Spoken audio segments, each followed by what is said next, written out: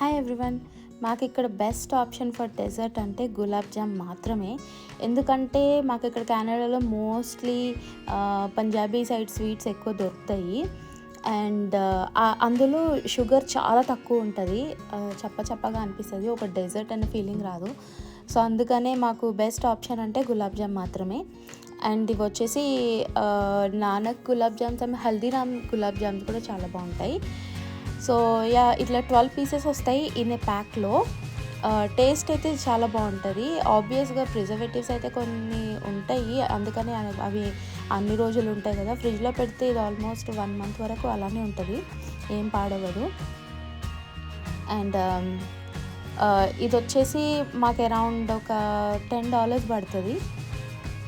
Almost 1 gulab jam equal to $1 almost. Juice ఎక్కువ ఉంటుంది గులాబ్ జామ్ కంటే. మీరు ఎప్పుడైనా గులాబ్ జామ్ని ఐస్ క్రీమ్తో కాకుండా ఎప్పుడన్నా మీరు కుల్ఫీతో ట్రై చేశారా? నేనైతే మలై కుల్ఫీతో ట్రై చేశాను. ఐస్ క్రీమ్ కంటే మలై కుల్ఫీ ఇంకా బాగుంది.